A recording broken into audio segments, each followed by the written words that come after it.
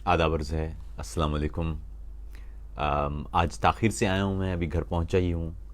और आज अम, मिजाज ऐसा नहीं कि सियासत पर गुफ्तगू की जाए, लेकिन हमने बहुत दिन पहले इसी बैठक में तय किया था कि कभी कभी ऐसी नशस्तें भी होना चाहिए जिनमें हम इंसानी रवैयों को देखें, जिनमें साइंस और इल्म की बात भी हो, जिनमें हम आ, इंसानी तहज़ीब और तमद्दुन को देखें। और बहुत सारे ऐसे साइंसी मामलात हैं, इंसानी मामलात हैं, हमारे रवैयों के मामलात हैं जिन्हें हम उस वक्त तक समझ नहीं पाते या समझ नहीं सकते जब तक कि हम उनके आगाज़ की तरफ नहीं जाते। तो आज मैं अभी बस घर पहुंचा, कुछ ताख़ीर से घर पहुंचा, और सोचा कि आज वो दीगर जो हमारे दोस्त सियासी गुफ्तगू सुनने बैठते हैं वो तो शायद नहीं होंगे, लेकिन हम आज एक इल्मी गुफ्तगू करते हैं खुले जहन के साथ। और जितने भी अहबाब अभी आ रहे होंगे, और भी वो जब आ जाएंगे तो हम अपनी बात करेंगे, और बहुत अहम बात करेंगे। पहली बात तो ये कि इंसानियत क्या है, क्योंकि हमारे आसपास बहुत सारे जो हमारे सियासी मसाइल भी होते हैं, हमारे समाजी और माशरती मसाइल भी होते हैं, ये फ़िलहाल इनको एक तरफ रख देते हैं, लेकिन ये समझते हैं कि ये इनकी आगाज़ कहाँ से हुआ है, ये समाज पैदा कहाँ से हुआ, इंसानियत का आगाज़ किस अंदाज का था। जब हम ये समझ जाएंगे तो हमें अपने माशरों को समझने में भी काफ़ी आसानी होगी, उन रवैयों को समझने में भी आसानी होगी जो हम हर रोज़ आसपास देखते हैं। तो जितने भी अहबाब हैं वो दीगर लोगों को इस बैठक में शामिल कर रहे हैं, करते जा रहे हैं। तो जो ही दीगर अहबाब भी आते हैं, हम गुफ्तगू करते हैं। सबसे पहले तो एक चीज़ समझने की ज़रूरत है, और वो ये कि इस दुनिया में बहुत सारी ऐसी चीज़ें हैं जो आपको पसंद हो सकता है ना हो, लेकिन वो वैसी ही हैं, वो मौजूद हैं। मिसाल के तौर पर आप ऐसा मुमकिन है कि आपको अपना रंग अच्छा ना लगता हो, लेकिन आपका इस पे बस नहीं है। या आपके बाल ख़राब हो सकते हैं, किसी के बाल सिल्की हैं, किसी के बाल खासे खुरदुरे हैं, किसी के बाल ज़्यादा हैं, किसी के बाल कम हैं। ये मामलात ऐसे हैं, आपके चाहने या ना चाहने से इसका कोई फ़र्क नहीं पड़ता। तो इसलिए एक तो बात ये समझ लीजिए कि हर चीज़ आपकी इस दुनिया में आपकी मर्ज़ी की नहीं होती। ज़िंदगी ख़ुद एक बड़ी अजीब सा मौम्मा है, एक अजीब सी कहानी है, एक अजीब सी पहेली है। इसकी ख़ास बात यह है कि ना ये पूछ कर दी जाती है, ना ये पूछ कर ली जाती है। ज़िंदगी के खेल बड़े अजीब से हैं। इसकी ख़ास बात यूँ समझ लीजिए कि ज़िंदगी चूँकि पूछ कर दी नहीं जाती, इसलिए ज़िंदगी पूछ कर ली भी नहीं जाती। इसी तरह एक और चीज़ भी समझ लीजिए कि आपकी ज़िंदगी से जुड़े बहुत सारे रिश्ते, ख़ास तौर पर जो खून के रिश्ते हैं, वो आपसे पूछ कर नहीं दिए जाते। आप अपनी पसंद के माँ बाप नहीं चुन सकते, या आपके माँ बाप अपनी पसंद का बच्चा नहीं चुन सकते। अच्छा, ये कोई दोस्त कह रहा है कि आवाज़ कम आ रही है। नहीं, मेरे ख्याल में मेरी आवाज़ खासी होगी, कम नहीं होनी चाहिए। आप अपने मोबाइल फ़ोन की अगर आवाज़ उठा लें तो बेहतर होगा। तो अब समझिए कि बहुत सारी चीज़ें हैं आपकी ज़िंदगी में जो ज़िंदगी आपको देती है और ज़िंदगी आपसे लेती है। कई चीज़ें ऐसी हैं जो ज़िंदगी आपको देती है, आप नहीं लेना चाहते, मगर ज़िंदगी आपके हाथ में थमा देती है। और बहुत सारी ऐसी चीज़ें हैं जो ज़िंदगी आपसे लेना चाहती है, आप वो लौटाना नहीं चाहते, मगर ज़िंदगी वो आपसे छीन लेती है। इसलिए बड़े बूढ़े कहा करते हैं कि जब ज़िंदगी कोई चीज़ दे तो ले लीजिए, क्योंकि अगर आप नहीं लेंगे तब भी वो दे देगी। और अगर ज़िंदगी आपसे कोई चीज़ ले तो दे दीजिए, क्योंकि अगर आप नहीं देंगे तो तब भी वो ले लेगी। तो इसलिए ज़िंदगी का जो फ़्लो चल रहा है उसी का ख्याल हमें रखना पड़ता है। अच्छा, एक दो चीज़ें मैं अर्ज़ करना चाहता हूँ, और मैं ये बात मुतबादिल के प्लेटफॉर्म से इसलिए कर रहा हूँ और इस बैठक से इसलिए कर रहा हूँ क्योंकि ये बातें निसाबी कुतुब में होना चाहिए थी। बदकिस्मती ये है कि ये बातें निसाबी कुतुब में मौजूद नहीं हैं। हमारे यहाँ साइंस भी इस तरह से पढ़ाई जाती है जैसे कोई वाजिबी सी तालीम है। साइंस, मैं इससे पहले भी अर्ज़ कर चुका, एक ऐसा इल्म है جو کائنات آپ کو دے رہی ہے. یعنی اس دنیا میں دو طرح کے علوم ہیں. ایک وہ علم ہے جو انسان خود سے گھڑ لیتا ہے، ایک وہ علم ہے جو یہ کائنات انسان کو دیتی ہے. یہ کائنات انسان سے بات کر رہی ہے، اور اس کائنات کی بات کو سمجھ لینا سائنس کہلاتا ہے. تو آپ کو یہ معلوم ہونا چاہیے کہ آپ جو علم آپ کے پاس موجود ہے وہ دو طرح کا ہوگا. ایک تو یہ کہ آپ خود سے ہی کوئی گھڑ لیں، کوئی بات کر لیں، اور دوسرا آپ اس کائنات کی بات سنیں، اس فطرت جو آپ کے آس پاس ہے اس کی بات سنیں. کیونکہ آغاز ہم سب کا اس زمین پر، اس سیارے پر زندگی کا، وہ فطرت سے جڑا ہوا ہے. بہت سارے ہمارے ہاں ایک جو سائنسی مفروضات ہیں وہ تو ایک طرف، مگر جو سائنس کے بنیادی فارمولے ہیں یا سائنس کے بنیادی قوانین ہیں ان کے متعلق بھی ہمارے ہاں کھلے دل کے ساتھ بحث نہیں ہوتی. یہ بہت اہم بات ہے جو ہونا چاہیے. مثال کے طور پر ہمارے ہاں ہمارا پورا معاشرہ اس بات پر تقسیم کا شکار ہے کہ ڈارون کا اب تک نظریہ ہے. یہ ایک چیز سمجھ لیجئے، ہمارے ہاں ایک عمومی بات کی جاتی ہے کہ جو نظریہ ہے وہ قانون تو نہیں ہے. یہ بڑی غلط فہمی ہے ہماری. جب سائنس میں کوئی چیز نظریہ بن جاتی ہے تو وہ بنتی ہی تب ہے جب اس کے وہ تمام شرائط پوری کر دیتی ہے. مثال کے طور پر جو ڈارون کا نظریہ ہے، وہ نظریہ، اس پر جو سائنسی گفتگو تھی کہ وہ ٹھیک ہو سکتا ہے یا نہیں ہو سکتا، اور اس سے متعلقہ رد بھی، وہ پچھلی صدی میں 60 کی دہائی میں جب ڈی این اے دریافت ہوا تو وہ ختم ہو گئے. اس سے پہلے جب انسانی اور دیگر جانوروں کے فاسلز ڈھونڈے جا رہے تھے، ڈھانچے ڈھونڈے جا رہے تھے، تو یہ بہت سارے سوالات تھے کہ یہ بیچ میں سے کچھ لنک مسنگ ہیں، اور اس لیے اس تھیوری پر بڑے سوالات اٹھتے تھے. لیکن جب ڈی این اے دریافت ہوا تو یہ سوالات ہمیشہ ہمیشہ کے لیے ختم ہو گئے. کیا آپ جانتے ہیں کہ بندروں کے ساتھ آپ کا ڈی این اے کوئی 99% ملتا ہے؟ کیا آپ جانتے ہیں کہ کتوں کے ساتھ آپ کا ڈی این اے 78% ملتا ہے؟ کیا آپ جانتے ہیں کہ انسان کا ڈی این اے سوروں کے ساتھ کوئی 83% کے قریب ملتا ہے؟ کیا آپ جانتے ہیں کہ انسانوں اور بندروں کے درمیان ڈی این اے کا فرق چھوٹے چوہے یعنی ماؤس اور بڑے چوہے یعنی ریٹ کے درمیان فرق سے 10 گنا کم ہے؟ یعنی چھوٹے چوہے اور بڑے چوہے کے درمیان جو فرق ہے وہ ہمارے اور بندروں کے درمیان فرق سے 10 گنا زیادہ ہے. وہ ایک دوسرے سے اتنے مختلف ہیں. اگر بندر کا ڈی این اے اور انسان کا ڈی این اے رکھا جائے تو شاید آپ فرق بھی نہ بتا سکیں. ایک دوست نے کہا ہے کہ Sapiens I have started reading. Sapien is a very good book. آپ کو اس میں سے بہت ساری چیزیں پڑھنے کو ملیں گی. تو آپ کو سمجھنا یہ ہوگا کہ سائنس ایک صفاقی کے ساتھ سیدھی لکیر پر چلتی ہے. آپ اس سے حاصل کریں کچھ تو اچھی بات ہے. اگر آپ اس کی مخالفت کریں گے تو اس کو کوئی فرق نہیں پڑے گا. وہ ایک سیدھی لکیر پر چلتی چلی جاتی ہے اور وہ سوالات اٹھاتی چلی جاتی ہے. مزے کی بات یہ ہے کہ کوئی سائنسی جب نظریہ سامنے آتا ہے تو خود سائنس کے اندر ایک اتنا خوفناک احتساب کا نظام ہے کہ ایک سائنسدان کوئی نظریہ دیتا ہے تو اس کے مخالف کئی نظریات پیدا ہو جاتے ہیں، تا وقتے کہ وہ سائنسدان وہ تمام تر شواہد کائنات کی زبان سے وہ تشریح کر کے ان کے سامنے اعداد و شمار کی صورت میں رکھ نہ دے. آئنسٹائن کی تھیوری جو اضافیت کی تھیوری یعنی ریلیٹیوٹی، جنرل ریلیٹیوٹی جس کو کہتے ہیں، وہ تھیوری 1915 کی ہے. انسان کو 100 برس لگے.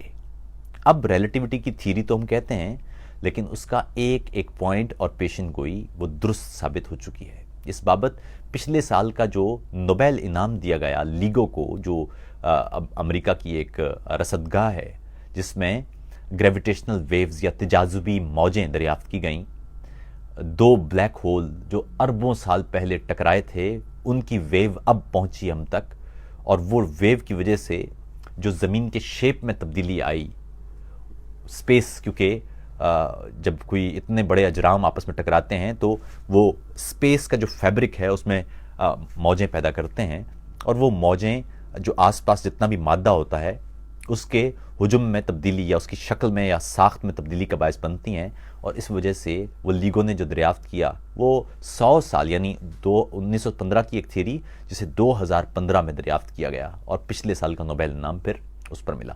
تو آپ یہ دیکھیے کہ 100 سال لگے انسان کو اس ایک تھیوری کو ایک اس کا جو معاملہ ہے اس کو دیکھتے ہوئے۔ اچھا، ایک دوست کہہ رہے ہیں اسپیشل تھیوری تو وقت کے حوالے سے وہ مختلف ہے، میں ریلیٹیوٹی کی بات کر رہا ہوں، جنرل ریلیٹیوٹی کی۔ تو یہ سمجھنے کی آپ کو ضرورت ہے انسانیت کہاں سے شروع ہوئی ہے۔ انسانوں سے پہلے یعنی ہومو سیپینس سے پہلے ہومو ایریکٹس ہیں جو کچھ ملین سال پہلے تھے۔ انسانیت سمجھ لیجئے کہ چند لاکھ سال پرانی ہے، اور جتنی بھی آپ نے ترقی کی ہے یا جتنی بھی چیزیں آپ نے تخلیق کی ہیں یہ زیادہ پرانی نہیں ہیں۔ جو ہومو ایریکٹس تھے وہ کچھ ملین سال پرانے ہیں۔ ہومو ایریکٹس میں اور ہومو سیپینس میں بہت فرق ہے، خاص طور پر دماغ کے حجم کا، وہ سمجھنا پڑے گا ہمیں۔ یاد رکھیے گا، یورپ میں انسان نما نیندرتال رہا کرتے تھے، اور مزے کی بات یہ ہے کہ وہ سردی سے نمٹنا بھی زیادہ جانتے تھے یا سب کچھ تھا، لیکن جب برفانی طوفان آیا تو ہومو سیپینس تو بچ گئے مگر وہ ختم ہو گئے۔ یورپ کے جتنے بھی انسان ہیں ان میں اب بھی 2% کے قریب نیندرتال کا جین موجود ہے، یعنی انسان یعنی ہومو سیپینس جب یہاں آئے تو ان کے ساتھ رہے بھی، ان کے ساتھ ان کو انسان سمجھ کے ان کے ساتھ ان کا رشتہ بھی رہا، اور یہی وجہ ہے کہ یورپ کے تمام لوگوں میں آج بھی 2% وہ جین موجود ہے۔ تو یہ جین جب سے آیا ہمارے بہت سارے سوالات ان کے جوابات ہمیں ملتے چلے گئے۔ میں آپ کو مزیدار بات بتاؤں، جب میرے ہاں پچھلے سال بیٹا پیدا ہوا تو یہاں ہسپتال میں انہوں نے کہا کہ جو اس بچے کا پلیسنٹا ہے، جو بچے کے ساتھ پیدا ہوتا ہے، جو بچے اور ماں کے درمیان ایک قسم کی دیوار ہوتا ہے جس کے ذریعے خوراک بچے تک پہنچتی ہے، بالکل جس طرح انڈا ہوتا ہے تو انڈے میں زردی اور سفیدی الگ الگ ہوتی ہے، اسی طرح جو بچہ ہے اس کے ساتھ بھی پلیسنٹا ہوتا ہے۔ جو پلیسنٹا ہے اس کے اندر سٹیم سیلز ہوتے ہیں، اور اس سٹیم سیلز اور عام سیل میں کچھ عام لوگوں کے لیے بتا دوں کہ سٹیم سیلز اور عام سیل میں بنیادی فرق یہ ہے کہ عام سیل اسپیشلائز سیل ہوتا ہے، یعنی جو آنکھ کا سیل ہے، آنکھ کا خلیہ ہے یا جلد کا خلیہ ہے یا بالوں کا خلیہ ہے یا دانتوں کا خلیہ ہے، وہ اسپیشلائزڈ ہیں۔ لیکن جو سٹیم سیل ہوتا ہے وہ سٹیم سیل اس سے کوئی بھی سیل پھر بن سکتا ہے، یعنی اس سیل سے انسان کا کوئی بھی سیل بنایا جا سکتا ہے۔ تو ہسپتال والوں نے کہا کہ بچے کا پلیسنٹا ہم بینک میں محفوظ کر لیتے ہیں اپنے، آپ کچھ چھوٹے سے پیسے ہیں وہ آپ دیتے رہیے گا، کیونکہ چند ہی سالوں بعد سٹیم سیلز کی جو ٹیکنالوجی ہے وہ وہاں پہنچنے والی ہے کہ اگر اس بچے کو خدا نہ کرے کسی آرگن کی ضرورت پڑی، آنکھ کی یا گردے کی یا دل کی، تو وہ ہم یہاں بنا لیں گے، اسی کے جسم پر، اسی کے سٹیم سے وہ اگ جائے گا، اور پھر وہیں سے اتار کے اس کے اندر لگا لیں گے، یا کسی بھی اور طریقے سے ہم اگا لیں گے، تو وہ بچے کا جو پلیسنٹا ہے اس کو بچا لیں۔ دوسری صورت میں جو آپ کا بون میرو ہے اس سے پھر وہ سٹیم سیلز نکالنا پڑتے ہیں، وہ ایک تھوڑا سا لمبا پروسیس ہے۔ تو اس سے اندازہ لگائیے کہ مغربی معاشروں میں یہاں تک کام ہو رہا ہے، اور اگر مغربی معاشروں میں آج یہ ہو رہا ہے تو کچھ ہی سالوں تک یہ دنیا کے تمام علاقوں میں یہ ہونا شروع ہو جائے گا۔ تو یہ ایک اہم معاملہ ہے جو تحقیق مانگتا ہے، اور یہ تحقیق ہم اس صورت میں کر سکتے ہیں جب ہم واقعی سائنس میں توجہ لگائیں، سائنس میں توجہ دیں۔ ابھی ایک دوست نے سوال کیا کہ جین کیا ہے؟ دیکھیے، جین سیل کے اندر موجود، سیل کے خلیے کے مرکزے میں یعنی نیوکلیس کے اندر موجود وہ انفارمیشن ہے کروموسومز کے حوالے سے، جو انفارمیشن ماں اور باپ سے آپ تک منتقل ہوتی ہے، اور وہ انفارمیشن یہ طے کرتی ہے، کیونکہ انسانی جو خلیہ ہے، میں تھوڑی سی ایک بات بتا دوں آپ کو، انسان کے جسم میں جو سب سے چھوٹا خلیہ ہے وہ سپرم ہے، اور انسان کے جسم میں جو سب سے بڑا خلیہ ہے وہ ایگ ہے، یعنی خواتین میں ایگ اور آدمیوں میں سپرم۔ اور آپ کو سمجھنا یہ چاہیے کہ انسان کی باڈی میں تمام سیلز، ان کے اندر کروموسومز کی تعداد 46 ہوتی ہے، لیکن یہ ایک طرح سے ایلین سیلز ہیں ہمارے اندر، کیونکہ جو کسی خاتون کا جو ایگ ہے اس کے اندر کروموسومز کی تعداد 23 ہوتی ہے، اور اسی طرح جو کسی آدمی کا جو سپرم ہے اس میں بھی کروموسومز کی تعداد 23 ہوتی ہے، اور یہ 23 اور 23 46 بناتے ہیں۔ اس طرح سے جو پہلا سیل ہے، جو سٹیم سیل پہلا بنتا ہے، جس کے بعد وہ سٹیم سیلز ٹوٹ ٹوٹ کے اور نئے سیلز میں تقسیم ہوتا چلا جاتا ہے، اور پھر وہ آنکھیں بھی بننا شروع ہو جاتی ہیں، لیکن وہ سب کچھ اس سٹیم سیل کے اندر موجود، جو پہلا سیل بنتا ہے اس میں موجود جو انفارمیشن ہے وہ یہ طے کرتی ہے۔ تو اس لیے وہ جو انفارمیشن ہے وہی یہ طے کرے گی کہ کس طرح سے اس بچے کے اندر کوالٹیز، جینیٹیکل کوالٹیز کیا ہوں گی۔ بلکہ برطانیہ میں تو ابھی ایک قانون پاس ہوا، اور یہ کہ بہت سارے جو بچے ہیں ان میں جو معذوریاں ہوتی ہیں، اس کی ایک وجہ یہ ہوتی ہے کہ جو پہلا خلیہ ہوتا ہے، اس خلیے کے بیرونی حصہ جو ہے اس میں پائی جانے والی بہت ساری بیماریاں ہوتی ہیں جو بچے کو پھر بعد میں جینیٹیکل بیماریاں لگتی ہیں۔ تو اس لیے ایسا بھی کیا جا سکتا ہے کہ اگر ماں باپ میں سے کوئی بیمار ہے تو اس بچے کے جو پہلا خلیہ ہوگا اس میں ممکن ہے کہ وہ بیماریاں چلی جائیں۔ تو اس لیے اس میں 3 انسان انوالو کیے جا سکتے ہیں۔ ایک وہ جو پیسو ہوگا، پیسو پیرنٹ ہوگا، اس کا خلیہ، اس کے خلیے میں سے نیوکلیس نکال دیا جائے گا، اور جو اصل ماں باپ ہوں گے ان کے نیوکلیس کا جو یعنی کروموسومز ان کے وہ اس میں رکھے جائیں گے۔ اس طرح جو سیل کا بیرونی حصہ ہوگا وہ کسی صحت مند انسان کا ہوگا، اور جو اندرونی حصہ ہوگا وہ اصل ماں باپ کا ہوگا۔ تو بچے کے اندر جو کوالٹیز ہوں گی وہ ساری کی ساری اصل ماں باپ والی ہوں گی، لیکن جو بچے کا پہلا جو سٹیم سیلز کا جو پہلا خلیہ ہے وہ اس کا ہوگا جو ایک کوئی صحت مند انسان ہوگا۔ یہ برطانیہ میں یہ کام شروع بھی ہو چکا۔ تو اس طرح سے کرتے کرتے آپ دیکھ رہے ہیں کہ سائنس کے اس حد تک انوالومنٹ ہماری زندگی میں ہو چکی ہے کہ آپ کو معلوم ہے کہ 19ویں صدی میں انسان کی اوسط عمر 45 برس کے قریب تھی، شاید اس سے بھی کم۔ اسی طرح 20ویں صدی میں اسے بڑھایا گیا، اور اب آپ کی عمر جو بین الاقوامی طور پر وہ 60 سے زیادہ ہے۔ یہ جو 15-20 سال آپ نے انسانی زندگی میں ایڈ کر دیے ہیں، یہ ظاہر ہے سائنس اور طب کے میدان میں ہونے والی تحقیق کی مرہون منت ہے۔ آپ کو یہ بھی معلوم ہونا چاہیے کہ یورپ، جاپان اور دیگر ترقی یافتہ ممالک میں جو ایوریج عمر ہے وہ 80 کے قریب اب چلی گئی ہے۔ ہمارے معاشروں میں ابھی وہ 60 کے قریب ہے، 60 کے قریب، لیکن جو ترقی یافتہ یا امیر ممالک سو کالڈ کہلاتے ہیں وہاں پر وہ اوسط عمر 80 سال کے قریب ہے۔ تو اس سے بھی اندازہ لگائیے کہ جہاں پر سائنس موجود ہے وہاں انسانی عمر پر کتنا فرق پڑ رہا ہے۔ اسی طرح اس وقت بے انتہا تیز رفتاری سے یہ تحقیق کی جا رہی ہے کہ انسان کی زندگی میں مزید کس طرح اضافہ کیا جائے، اور اس حوالے سے جو ہونے والی تحقیق ہے وہ آپ سمجھ بھی نہیں سکتے کتنی تیز رفتاری سے چل رہی ہے، اور اس حوالے سے وہ یہ سمجھتے ہیں کہ اگلے کچھ سالوں میں انسان کی زندگی میں کافی حد تک اضافہ کر دیا جائے گا۔ تو اس لیے جو سائنس ہے اس کے بہت سارے احسانات ہیں ہم پر۔ اب ذرا چلتے ہیں پیچھے، جب ہومو ایرکٹس ہوا کرتے تھے زمین پر، خاص طور پر کینیا کا جو ڈھانچہ ملا، لوسی کہتے ہیں اسے، وہ ایک خاتون کا، ہومو ایرکٹس خاتون کا ڈھانچہ تھا، اور اس ڈھانچے نے ہم سے بہت ساری باتیں کی، بہت ساری باتیں ایویڈنس کی صورت میں ہمیں اس سے ملیں۔ مثال کے طور پر جو اس کا جو دماغ تھا وہ بندر سے کہیں بڑا تھا، لیکن انسان کے، آج کے انسان یا ہومو سیپینس کے دماغ سے وہ بہت چھوٹا تھا، یعنی وہ بندر نہیں تھی لیکن وہ انسان بھی نہیں تھی، اس لیے وہ ہومو ایرکٹس تھی۔ ایرکٹس کا مطلب ہوتا ہے کھڑا ہونا، تو وہ ایسے بندر نما یا انسان نما جو مخلوق تھی جو 2 ٹانگوں پہ کھڑے ہونا شروع ہوئی۔ اس 2 ٹانگوں پہ کھڑے ہونے کی بھی ایک طویل کہانی ہے۔ کہتے ہیں کہ دنیا میں ایک گھاس کا شدید طوفان آیا تھا، اور اس طوفان کی وجہ سے دنیا میں جو درخت تھے وہ دور دور ہو گئے تھے۔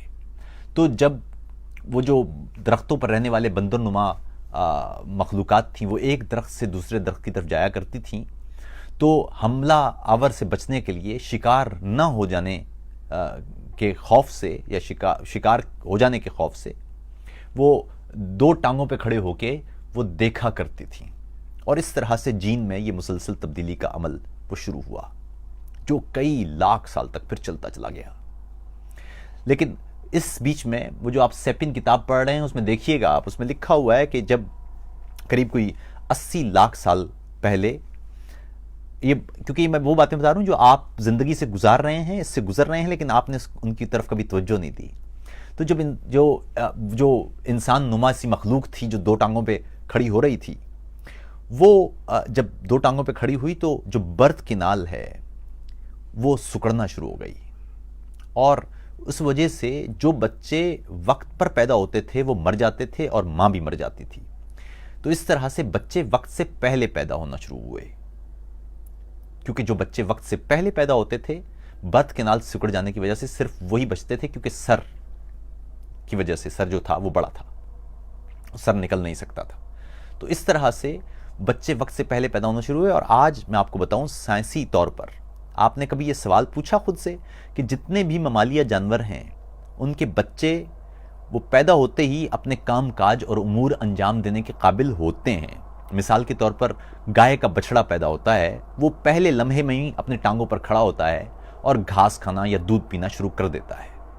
وہ اتنا زیادہ اپنے ماں باپ پر انحصار نہیں کر رہا ہوتا جتنا انسانی بچہ اپنی پیدائش کے بعد 100% ماں باپ پر انحصار کر رہا ہوتا ہے۔ نہ وہ بول سکتا ہے، نہ وہ چل سکتا ہے، بلکہ وہ اپنا سر بھی نہیں اٹھا سکتا۔ اور اس کی وجہ یہ ہے کہ انسانی بچہ اپنی اصل پیدائش کے وقت سے بہت پہلے پیدا ہوتا ہے۔ انسانی بچے کو قریب کوئی 22 مہینے کے بعد پیدا ہونا چاہیے، لیکن وہ اگر 22 مہینے کے بعد پیدا ہوگا تو پھر وہ پیدا ہو ہی نہیں سکے گا، اس لیے وہ وقت سے بہت پہلے پیدا ہو جاتا ہے۔ 9 ماہ کی عمر میں وہ پیدا ہوتا ہے، 9 ماہ کے بعد وہ پیدا ہو جاتا ہے، لیکن وہ قریب اس کو 11 ماہ 12 ماہ اور گزارنا پڑتے ہیں، یعنی جو 1 سال کا انسانی بچہ ہے وہ اس قابل ہوتا ہے کہ وہ کسی حد تک اپنے امور انجام دے پائے، کچھ کھانے کا وہ اشارہ کر کے یا کسی طرح سے وہ بتا پائے، یا کوئی چیز اٹھا کے وہ خود منہ میں ڈال پائے، اس سے پہلے وہ اس قابل نہیں ہوتا۔ تو اس لیے اس کا سروائیول ہو ہی نہیں سکتا ماں باپ کے بغیر جو انسانی بچہ ہے۔ تو یہ سمجھنے والی بات ہے۔ جب انسان ہومو ایرکٹس کی میں بات کر رہا تھا، ہومو ایرکٹس کے دور میں یہ معاملہ شروع ہوا کہ چونکہ انسان کا دماغ بڑھ رہا تھا تو انسان کو پروٹینز کی ضرورت تھی، انسان کو گوشت چاہیے تھا، لیکن بدقسمتی یہ تھی انسان کی کہ انسان کا جسم شکار والا نہیں ہے۔ یعنی اگر میں آپ کو جنگل میں اس وقت چھوڑ دوں تو آپ شکار نہیں کر سکتے آسانی کے ساتھ، بڑا مشکل ہے آپ کے لیے شکار کرنا۔ اگر کوئی ایک تکا آپ کا لگ بھی گیا تو یہ ممکن نہیں ہے کہ آپ وہ مستقل طریقے سے وہ شکار کرتے چلے جائیں گے، کیونکہ آپ نہ تیز دوڑ سکتے ہیں، نہ آپ کے پٹھے بندروں کی طرح مضبوط ہیں، نہ آپ کی دوڑ چیتے کی طرح ہے، آپ خود بہت کمزور ہیں۔ یعنی جسمانی طور پر نہ ہمارے پٹھے مضبوط ہیں دیگر جانوروں کے مقابلے میں، نہ ہی ہماری دوڑ تیز ہے۔ تو انسان نے اس دور میں کیا شروع کیا کہ ایک تو اوزار بنانا شروع کیے پتھروں کے۔ اس دور کا جو انسان نما تھا، ابھی انسان تو بہت بعد کی بات ہے، میں اس دور کے انسان کی بات کر رہا ہوں جو ہومو ایرکٹس ہے۔ وہ پتھروں کے اس نے اوزار بنانا شروع کیے، لیکن اس وقت وہ جانوروں کے پیچھے دوڑ لگایا کرتا تھا۔ یہ جو آپ کے جسم میں بال گر گئے ہیں، اس کی بنیادی وجہ یہ تھی کہ انسان اب وہ واحد جانور ہے، یوں سمجھ لیجئے، جس کو یہ خصوصیت حاصل ہے کہ وہ میراتھن کر سکتا ہے، یعنی مستقل بھاگ سکتا ہے۔ وہ اگر اپنے پاس پانی رکھ لے تو وہ ہوا سے ہی ٹھنڈا ہوتا چلا جائے گا، اور وہ مستقل کئی کلومیٹر تک بھاگ سکتا ہے۔ دنیا کا کوئی بھی اور جانور نہیں بھاگ سکتا۔ یعنی جانور ہم سے تیز تو دوڑ سکتے ہیں، لیکن ہمارے جتنی دیر تک نہیں دوڑ سکتے۔ تو ہم پانی اگر اپنے پاس رکھ لیں تو وہ پانی ہمیں ٹھنڈا کرتا رہے گا، اور ہمارے جلد سے ہی جو پسینہ نکلے گا وہ ہمیں ٹھنڈا کرتا چلا جائے گا۔ اب معاملہ یہ ہے کہ اس طرح سے انسان، کیونکہ وہ اس وقت اس گوشت یا شکار کے لیے جانوروں کے پیچھے دوڑ پڑتے تھے، اسے رکنے نہیں دیتے تھے، اسے دوڑاتے رہتے تھے، اور پھر وہ ہیٹ سٹروک سے یعنی گرم ہو کے وہ جانور گر جاتا تھا، اور اس طرح سے پھر یہ اسے شکار کر لیتے تھے۔ پھر انسان نے یہ سیکھا کہ کچے گوشت کے مقابلے میں گوشت کو پکا لینا وہ بہتر ہوتا ہے ہاضمے کے لیے۔ تو اس طرح سے وہ آگ کا ایک کانسیپٹ یا تصور شروع ہوا، اور انسان کو چونکہ شکار ہو جانے کا خوف رہتا تھا تو اس نے مل کر رہنا شروع کیا۔ آپ کو معلوم ہے کہ جو بندریا ہے یہ پیدا ہونے والے بچے کے ساتھ 6 ماہ تک جلد کا کانٹیکٹ رکھتی ہے۔ آپ کو معلوم ہونا چاہیے کہ جو بندریا ہے وہ اپنے بچے کو 6 ماہ تک الگ نہیں کرتی، نہ کسی کو دیتی ہے۔ تو اصولی طور پر تو پھر ہمیں بھی اپنے بچہ یہ ہے کہ ایک سیکنڈ میں دیکھتا ہوں، یہ کچھ گڑبڑ مجھے دکھائی دے رہی ہے پھر، نہیں ٹھیک ہے۔ تو اصولی طور پر تو ہمیں بھی نہیں ایسا کرنا چاہیے تھا، لیکن ایسا ہے نہیں۔ ہوا یہ کہ جب وہ آگ جلا کے وہ جو پورا ایک طرح سے وہ لوگ بیٹھا کرتے تھے، وہ جو سارا دن شکار کرتے تھے، وہاں پر انسانی جو انسان نما اس وقت عورت تھی، اس نے اپنا بچہ اس آگ کے الاؤ کے قریب جو لوگ تھے ان کے ساتھ شیئر کرنا شروع کیا، وہ اپنا بچہ دوسرے کو دینا شروع کیا. اور دیکھ بھال کا کانسیپٹ اتنا ہی پرانا ہے. مثال کے طور پر انڈونیشیا میں جاوا کے جو جنگلات ہیں، جاوا کا جو علاقہ ہے جزیرہ، وہاں سے انسانی ایک کھوپڑی ملی جو ہومو ایکٹس کی تھی، قریب 2.5 ملین سال پرانی. اور جب تحقیق کی گئی تو معلوم ہوا کہ دانت گر جانے کے بعد وہ شخص 2 سال تک زندہ رہا. اب معاملہ یہ ہے کہ ہومو ایکٹس دانت گر جانے کے بعد زندہ انہیں نہیں رہنا چاہیے، کیونکہ ان کی وہ کچے خوراک کھانے والے لوگ، وہ کیسے زندہ کوئی رہ سکتا ہے؟ تو معلوم چلا کہ اس کے زندہ رہنے کا واحد طریقہ یہی ہے کہ کوئی اور اس کے ساتھ کوئی اور گوشت چبا کے اس کے منہ میں ڈالتا رہا ہے. تو یہ جو آپ کیئر کرتے ہیں نا، یہ اس کیئر کی بڑی لمبی تاریخ ہے. ہم اپنے ماں باپ، اپنے بہن بھائیوں، اپنے آس پاس کے لوگوں، اپنے جن سے ہم نظریات بانٹتے ہیں یا جن سے ہمارے نظریات کا اتفاق ہے، ان کے ساتھ محبت، یا دیگر انسانوں کے ساتھ محبت، اس کی ایک پوری تاریخ ہے. اچھا، ایک دوست نے وہ پوچھ رہے ہیں کہ جین کیسے وجود میں آیا. دیکھیے، اس کی تو پھر اور پیچھے جانا پڑے گا ہمیں. یہ لاکھوں سال کی بات ہے، بلکہ کروڑوں سالوں کی بات ہے. یوں سمجھ لیجئے کہ اگر جو زندگی کی تاریخ ہے وہ اگر ایک بازو کے برابر ہو تو انسانیت کی تاریخ ایک ناخن سے بھی کم ہے. اتنی پرانی تاریخ ہے. یک خلوی سے چلتے چلتے چلتے زندگی اور بقا کی لڑائی میں اپنے اندر تبدیلیاں لاتے لاتے، میں بار بار جو ذکر کرتا ہوں، میں ہمیشہ کہتا ہوں کہ مجھے انقلاب سے سخت چڑ ہے. میں ارتقاء کو اس لیے پسند کرتا ہوں کیونکہ ارتقاء ایک مستقل عمل ہے. آپ چاہیں یا نہ چاہیں، ارتقاء مسلسل عمل ہے. وہ ہر وقت آپ پر اثر انداز ہو رہی ہے. آپ پیدا ہوئے، ارتقاء اس وقت بھی اپنے کام پر تھی. آپ ہر روز آپ نے آئینہ دیکھا اور آپ کو لگا کہ کوئی تبدیلی نہیں ہوئی، لیکن ارتقاء نے ہر روز آپ کے چہرے پر ایک نیا خد و خال بنایا. وقت نے آپ کے چہرے پر ایک نئی خراش پیدا کی جو آپ دیکھ بھی نہیں پائے. اور یہی ارتقاء کی خوبصورتی ہے. یہی ایک مستقل ترین عمل ہے. بلکہ اس کائنات کی فزکس کے اعتبار سے بات کروں تو اس کائنات کی ایک عجیب و غریب بات ہے، اور وہ یہ کہ اس کائنات میں کوئی بھی چیز ساکت نہیں ہے. اس کائنات میں جمود موجود ہی نہیں ہے. یعنی اس کائنات میں جو چیز آپ کو ساکت بھی دکھائی دے، رکی ہوئی بھی دکھائی دے، وہ اپنے لحاظ سے رکی ہوئی ہے. اس وقت آپ جس سیارے پر ہیں، اس سیارے کا سپن جو اپنے جو گھوم رہا ہے، زمین جو گھوم رہی ہے، یہ قریب کوئی 1000 میل فی گھنٹہ کی رفتار سے ہے. یعنی جب آپ جہاز پر بیٹھیں گے اور آپ کا جہاز 800-900 کلومیٹر فی گھنٹہ کی رفتار سے چلے گا تو زمین اس سے پھر بھی آگے ہی نکل جائے گی. اسی طرح زمین سورج کے گرد کوئی قریب 90-92 ہزار کلومیٹر فی گھنٹہ کی رفتار سے چل رہی ہے. اس کے بعد پھر یہ جو پورا نظام شمسی ہے، یہ گیلیکسی کے بازو پر بہت تیزی سے حرکت کر رہا ہے. پھر یہ گیلیکسی بھی حرکت کر رہی ہے، اور پھر مختلف گیلیکسیوں کے درمیان موجود جو خلا ہے یہ بھی حرکت کر رہی ہے. تو اس کائنات میں ایسی کوئی بھی چیز نہیں ہے جو ساکت ہو. اس کائنات میں آپ سمجھ سکتے ہیں کوئی چیز ساکت، لیکن یہ کائنات کے اصول کے خلاف ہے. ساکت کچھ نہیں ہوگا.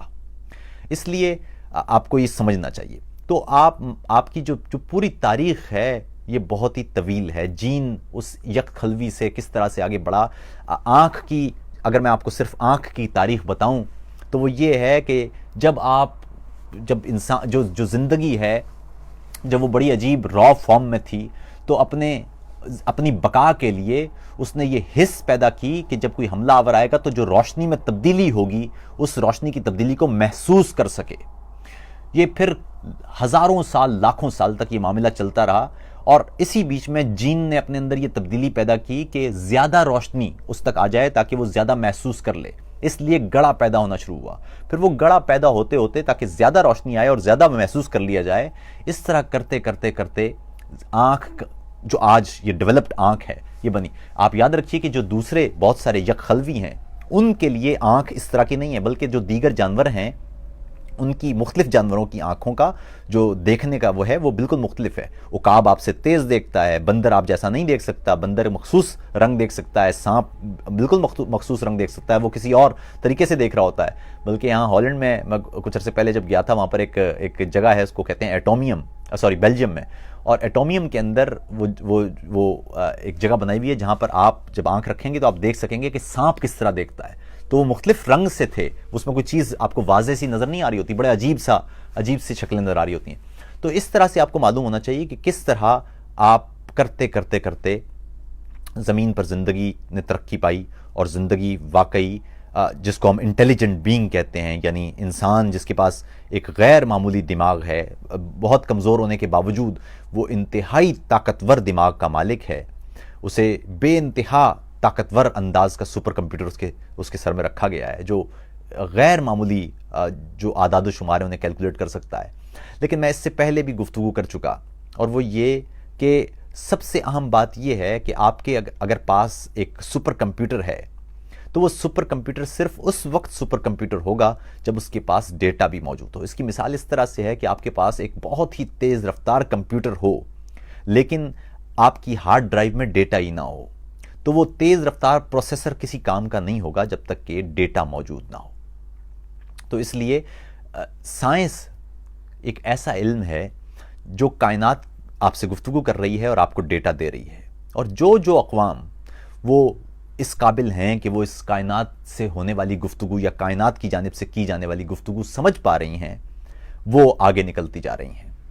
سائنس، ہمارے یہاں ایک گفتگو یہ بھی ہے کہ سائنس اور مذہب آپس میں شاید متصادم ہیں. یہ بالکل نادرست بات ہے، کیونکہ مذہب کا علاقہ بالکل مختلف ہے.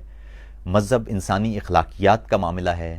مذہب آپ کو آپ کے آس پاس کے رویے اور آس پاس کے رشتے اور ان سے زندگی کی جو روزمرہ ہے یا سماج کے رابطے ہیں ان کی تعلیم دیتا ہے، جبکہ سائنس آپ کو کائنات کی تعلیم دیتا ہے کہ کائنات آپ سے کیا بات کر رہی ہے، کائنات آپ سے کیا کہنا چاہ رہی ہے. یہ بلیک ہولز کیا ہیں، یہ بگ بینگ کیا تھا، روشنی کیا ہوتی ہے، وقت کسے کہتے ہیں، ماضی کیا ہے، مستقبل کیا ہے، انٹروپی کیا ہے، ریلیٹیوٹی کیا ہے، کوانٹم مکینکس کیا ہے. یہ سب بہت عام ہے. اور میں نے تو اس کا گزشتہ روز بھی کہا تھا، میں دادی سے بڑے عجیب سوال کیا کرتا جب میں چھوٹا تھا. تو وہ اکثر کہا کرتی تھیں کہ میں ان سے کہا، کیونکہ ہماری والدہ جب میں کبھی چھوٹا تھا، جب 4-5 سال کی عمر میں، اور میں بڑے مشکل سوالات کیا کرتا تھا، تو وہ کہا کرتی تھی، اب والدہ تو بڑی ڈانٹ دیتی تھی کہ یہ ایسا نہیں کرو، یہ یوں ہو جائے گا اور یہ گناہ ہوتا ہے. اور تو میری دادی کہا کرتی تھی کہ کوئی گناہ نہیں ہوتا، سوچا کرو. وہ کہا کرتی تھی کہ تمہارا مذہب اتنا بڑا ہے اور تمہارا خدا اتنا بڑا ہے کہ جب تم سوچتے ہو تو اسے اچھا لگتا ہے، جب اسے تم کھوجنے کی کوشش کرتے ہو تو اسے بہت خوبصورت لگتا ہے. کہ میں نے ایک چھوٹا سا ایک خدا کے اعتبار سے تو انسان کسی کیڑے کے برابر بھی نہیں، اور اسے میں نے یہ سوچنے سمجھنے کی صلاحیت دی، اور وہ کتنا اچھا سوچ رہا ہے اور پہنچنے کی کوشش کر رہا ہے، مجھے تلاش کر رہا ہے. میں نے جو راز چھپائے ہیں ان رازوں کو ڈھونڈنے کی کوشش کر رہا ہے. یہاں میں نے ریڈیو کی ویوز چھپائی تھیں، انسان نے ڈھونڈ لی. میں نے یہاں زلزلے کے راز چھپائے تھے زمینوں کے اندر، لوگ خوف زدہ ہوا کرتے تھے لیکن انسان نے وہ بھی ڈھونڈ لیے. یہ وہی انسان ہے جو آگ کی پوجا کیا کرتا تھا، یہ وہی انسان ہے جو سمندروں کی پوجا کیا کرتا تھا، یہ وہی انسان ہے جو ستاروں کی پوجا کیا کرتا تھا یا سورج کی پوجا کیا کرتا تھا. لیکن وقت کے ساتھ ساتھ انسان اس کائنات کی ماہیت سمجھتے سمجھتے اس قابل ہوا کہ وہ جان پائے کہ یہ خدا نہیں ہو سکتے. تو اس طرح سے انسان وقت کے ساتھ ساتھ سیکھا ہے، اور اس لیے آج کی انڈرسٹینڈنگ یا آج کی جو ہماری سمجھ ہے اس میں سائنس کا بے انتہا کنٹریبیوشن ہے. اور آپ غور کریں کہ انسانیت کی تاریخ میں جو اقوام بھی سوچنے سمجھنے کی طرف مائل ہوئی ہیں وہ غیر معمولی اپنے دور کی بڑی اقوام تھیں. یقین کیجئے کہ یونان کے جو معاشرہ ہے اس میں ارسطو جیسے لوگ آج جب ہم انہیں پڑھتے ہیں تو ہم بے اختیار مسکرا اٹھتے ہیں. ارسطو کے سامنے جب یہ سوال آیا تھا کہ یہ چیزیں زمین کی طرف کیوں گرتی ہیں یا زمین کی طرف کیوں کھینچی چلی آتی ہیں، تو اس نے کہا تھا کہ اس لیے کہ وہ زمین سے پیار کرتی ہیں. اور جب اس سے یہ پوچھا گیا تھا کہ جب ہم کوئی چیز پھینکتے ہیں وہ بے شک گول ہی کیوں نہ ہو، وہ کچھ دیر بعد جا کے ٹھہر کیوں جاتی ہے، تو اس نے کہا تھا اس لیے کہ وہ تھک جاتی ہے. لیکن اس دور کے اعتبار سے یہ جواب دینا بھی بڑا مشکل تھا. اور مزے کی بات یہ دیکھیں کہ پھر آئزک نیوٹن آئے اور انہوں نے بتایا یا گیلیلیو اس سے پہلے آئے، انہوں نے بتایا کہ یہ گریوٹی ہے کیا، یہ زمین کس طاقت سے کھینچ رہی ہے، اور یہ گریوٹی مختلف سیاروں پر مختلف کیوں ہوتی ہے۔ اور پھر آئنسٹائن آئے اور انہوں نے ہمیں بتایا کہ گریوٹی اصل میں ہے کیا، جب مادہ ٹائم سپیس پر رکھا جاتا ہے تو وہ کس طرح کا ایک کرو پیدا کرتا ہے، کس طرح کا وہ ایک کرو سا پیدا کرتا ہے جس کی وجہ سے یہ گریوٹی پیدا ہو۔ تو میں بتا رہا ہوں کہ کنٹریبیوشن اس میں یہ نہیں کہوں گا کہ آئنسٹائن جو ہیں وہ فلاں سے بڑے ہیں اور فلاں سے چھوٹے ہیں، مگر اہم بات یہ ہے کہ اس میں تمام انسانوں کا کتنا کنٹریبیوشن ہے، تمام انسانوں کا۔ آپ اگر غور کریں تو جو مسلمانوں کے ہاں جب عظیم سائنسدان پیدا ہوا کرتے تھے تو ان عظیم سائنسدانوں نے اپنے سے پہلے کے مختلف معاشروں سے سائنس کی وہ تمام تربیت حاصل کی تھی، اور اس کے بعد جو دیگر اقوام آئیں انہوں نے وہ مسلمانوں کی جو تحقیق تھی اس کو آگے بڑھایا، اور ہماری بدقسمتی یہ ہے کہ پھر ہم نے سائنس سے ہاتھ کھینچ لیے، ہم دیگر طرف چلے گئے، ہم صارف بن گئے، ہم کنزیومر بن گئے، لیکن ہم نے پروڈکشن چھوڑ دی، ہم نے تخلیق چھوڑ دی۔ اور جو قومیں علم سے ہاتھ کھینچ لیتی ہیں تو علم تو پھر ان سے بے انتہا دور ہو جاتا ہے۔ تو اس لیے یہ اہم بات یہ ہے کہ اس جو سائنس ہے یہ تمام انسانوں کی مشترکہ میراث ہے، اس میں صدیوں کے انسانی رویے، صدیوں کی انسانی کاوشیں اور محنتیں شامل ہیں۔ اس طرح سے ہم دھیرے دھیرے کرتے کرتے آج کے اس ماڈرن دور تک پہنچے ہیں۔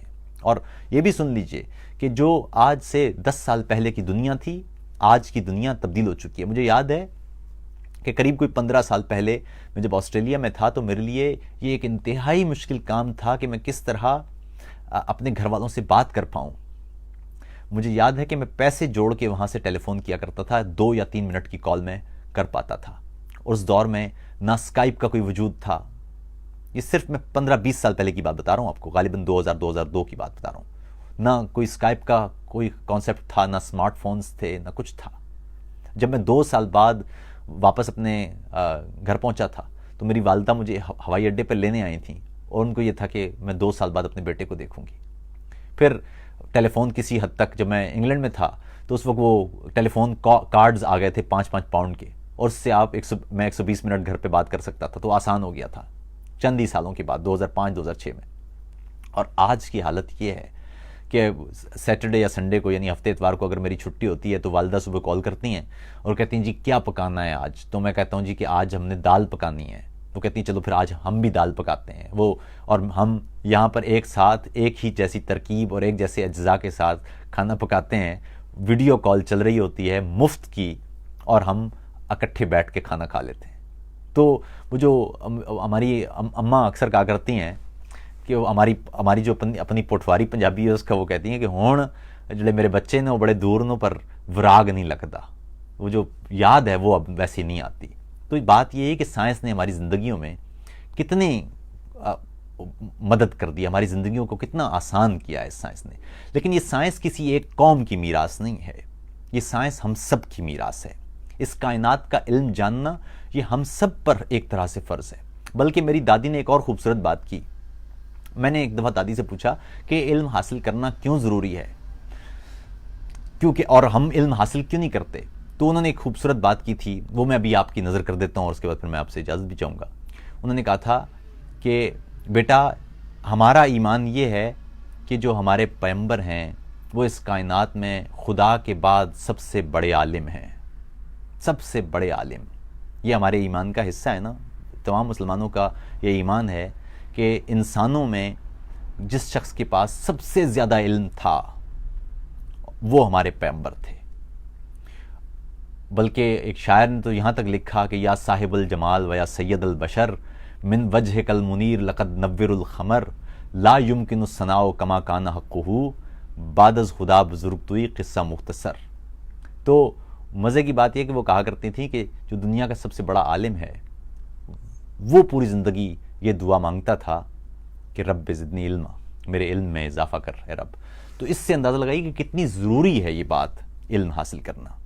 اور اس لیے یہ ہمارے دوست کہہ رہے ہیں کہ دادی کی یادداشتوں پر کتاب لکھی کہ میں جو انگریزی کا ناول لکھ رہا ہوں اس میں جا بجا وہ باتیں ہیں جو میں نے بچپن میں اپنی دادی سے پوچھی تھیں، اور وہ مجھے آج تک وہ میری زندگی میں ایک طرح سے وہ مشعل راہ ہیں۔ وہ کئی انہوں نے باتیں کی جو اس وقت مجھے سمجھ نہیں آئیں، لیکن وہ ایک طرح سے میری یادداشت میں تھیں، لیکن وہ بعد میں جب میں نے سائنس پڑھی، یا خاص طور پر جب میں نے فزکس پڑھی، تو مجھے وہ باتیں، وہ میں نے اپنے ناول میں بھی لکھا ان کو. اس میں ایک بات مزیدار، چلے میں کر لیتا ہوں، وہ بڑی مزیدار بات تھی. میں نے ان سے پوچھا کہ یہ ذہانت میں اور عقل میں کیا فرق ہے، اور کیا مجھے ذہین ہونا چاہیے یا عقل مند ہونا چاہیے؟ تو وہ کہنے لگی کہ تم ذہین مت بننا، تم عقل مند بننا. میں نے کہا تو اس میں فرق کیا ہوتا ہے؟ کیونکہ میری امی تو کہتی ہیں کہ تم ذہین ہو جاؤ، وہ کہتی نہیں تم عقل مند بننا. میں نے کہا جی فرق کیا ہوتا ہے؟ تو کہنے لگی کہ دیکھو اس کائنات میں ہر چیز وہ دائرہ ہے، ہر چیز دائرہ ہے، ہر چیز. اور اس دائرے میں ذہانت یہ کہتی ہے کہ اس پوائنٹ سے یہ پورا دائرہ عبور کر کے واپس اس پوائنٹ تک کتنے جلدی آ جاؤ گے. جتنے زیادہ ذہین ہوگے، یہ دائرہ پورا عبور کرنے میں تمہیں اتنا ہی کم وقت لگے گا. اور عقل یہ ہے کہ صرف پیچھے مڑ کے دیکھ لو، کیونکہ جیسے ہی تم پیچھے مڑو گے تم پورا دائرہ عبور کر کے واپس آ چکے ہوگے. تو بعد میں نے جب فزکس پڑھی تو معلوم چلا کہ wisdom is the change in perception. تو جب آپ اپنا پرسیپشن تبدیل کر لیں تو پرسیپشن تبدیل یعنی تصور تبدیل کرتے ہی آپ ایک نئی ڈائمنشن کھل جاتی ہے، آپ پر ایک نئی جہت کھلتی ہے. یہ ہے واقعی میں ایک غیر معمولی سی بات، جو خاص طور پر کوانٹم مکینکس کے لوگ ہیں وہ یہ بات سمجھ سکتے ہیں کہ ڈائمنشنز کا کتنا فرق پڑ رہا ہے، اور خاص طور پر جو انسرٹنٹی ہے، غیر یقینیت، اس کا کتنا کنٹریبیوشن ہے. اور ہم جس دنیا میں رہتے ہیں وہ دنیا ریلیٹیوٹی ہمیں ہر طرف انٹریکٹ کرتی نظر آتی ہے، لیکن جب ہم مادے اور ذرات کے اندر جاتے ہیں اور جہاں پر ہم ذرات کی ماہیت دیکھتے ہیں، وہاں پر بالکل ایک دوسری کائنات ہے، جس کائنات کے اصول بھی دوسرے ہیں. ہمارے ہاں کوئی چیز ایک وقت میں ایک جگہ پر ہو سکتی ہے، کوانٹم مکینکس میں ایک ہی ذرہ ایک ہی وقت میں کئی جگہوں پر ہو سکتا ہے، نہ اس پر کوئی ٹائم کا اثر ہو رہا ہوتا ہے، نہ اس پر کوئی اسپیس کا اثر ہو رہا ہوتا ہے. اسی طرح ہمارے ہاں اس دنیا میں ریلیٹیوٹی کے اصول کے مطابق کوئی بھی چیز روشنی کی رفتار سے تیز سفر نہیں کر سکتی، لیکن جو ذرات ہیں ان کے درمیان جو انٹریکشن ہے، انفارمیشن کا ایکسچینج، وہ روشنی کی رفتار سے بھی تیز ہے. تو وہ دنیا ہی ایک الگ دنیا ہے، غیر یقینیت کی دنیا ہے، وہ پروبیبلٹی کی دنیا ہے. لیکن اس پہ خیر کسی دن فزکس پہ جب بات کریں گے تو کریں گے. تو میں صرف یہ بتانا چاہ رہا تھا کہ جو معاشرے آپ کے ہیں، ان معاشروں کی ایک تاریخ ہے. وہ معاشرے ہم نے اس وقت تب بنائے تھے کیونکہ ہم زندہ رہنا چاہتے تھے.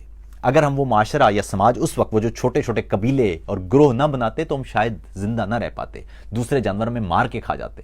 لیکن آپ یہ دیکھیں کہ اس وقت ہم نے وہ چھوٹے چھوٹے گروہ بنائے تھے جو ایک دوسرے کی حفاظت کرتے تھے، ایک دوسرے کا خیال رکھتے تھے، ایک دوسرے کی دیکھ بھال کرتے تھے. جب کوئی بیمار ہوتا ہوگا، اس وقت تو بہت بیمار ہوتے ہوں گے لوگ، تو جو بیمار ہوتا ہوگا تو دوسرے شکار کر کے اسے کھلا دیتے ہوں گے، اس معاہدے کے ساتھ کہ جب ہم بیمار ہو جائیں تو تم بھی کر دینا. اسی طرح وہ جو دیکھ بھال تھی وہ آپس میں معاہدے بھی تھے. وہ جو دیکھ بھال تھی وہ ایک دوسرے کی اسی طرح سے نہ آج کی طرح کے مربوط رشتے تھے، نہ آج کی طرح کے مربوط نظام تھے، نہ قوانین تھے. لیکن اس دور میں جو باہمی معاہدے تھے، جو بول کے کیے جانے والے معاہدے تھے، ان کی بڑی ویلیو ہوا کرتی تھی. لیکن ایک چیز بڑی اہم ہے، اور وہ یہ کہ ہم نے یہ تمام معاشرے اس بات پر بنائے تھے کہ فطری طور پر ہم زندہ رہ سکیں. لیکن بعد میں یہ انسانی معاشرے اتنے مضبوط ہوتے چلے گئے کہ جو فطرت ہے وہ اس کو بھی انڈرمائن کر دیا، اس کو بھی دبا کے رکھ دیا. جو انسانی فطرت ہے وہ اب کچھ اور ہے، اور ہمارے معاشرے وہ بالکل ایک نئے ڈگر پر ہیں. اسی لیے انسانی معاشروں میں آپ کو خودکشیوں کے رجحان بھی نظر آ رہے ہیں.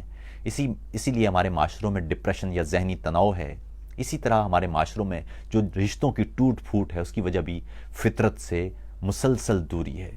اب ہم سوچ سمجھ کر کام تو بہت کرنا چاہتے ہیں، یہ کرتے ہیں، لیکن اب ہمارے ہاں جذبوں، ہمارے احساسات، ہمارے انسانی خیالات، وہ ان کی کوئی قدر نہیں ہے.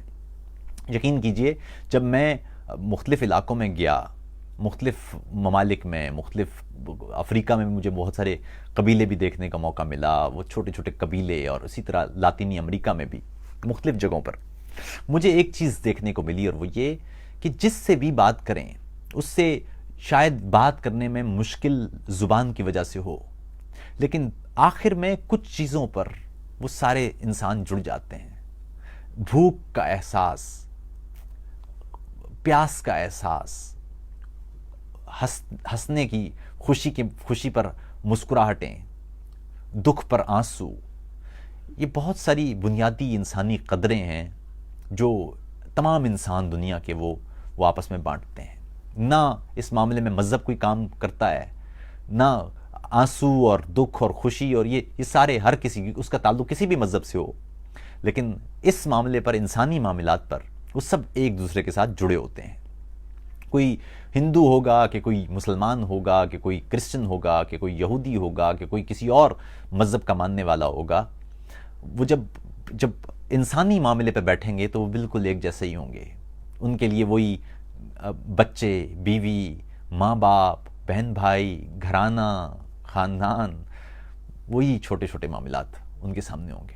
اور یہ میرے خیال میں یہ وہ بنیادی چیزیں ہیں جو ہمیں انسانی اقدار کے ساتھ سیکھنا چاہیے۔ میری ذاتی رائے یہ ہے کہ یہ بہت ضروری ہے کہ ہم آپس میں اچھے معاشرے کی طرح نظریاتی اختلاف رکھیں، ایک دوسرے سے بحث کریں، تنقید کیا کریں، لیکن اس بات کا خیال رکھیں کہ ہم سب انسان ہیں۔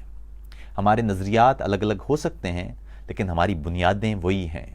ہمیں آخر میں بھوک لگے گی اور ہم سب نے کھانا کھانا ہے۔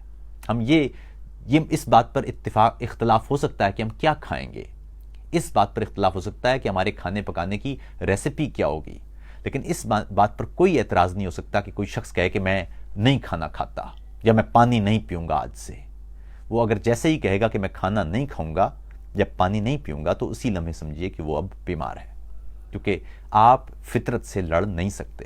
اور ہمارے ہاں معاشروں میں جو مسائل پائے جاتے ہیں ان کی بنیادی وجوہات یہ ہیں کہ ہم فطرت سے لڑنے کی کوشش کر رہے ہیں۔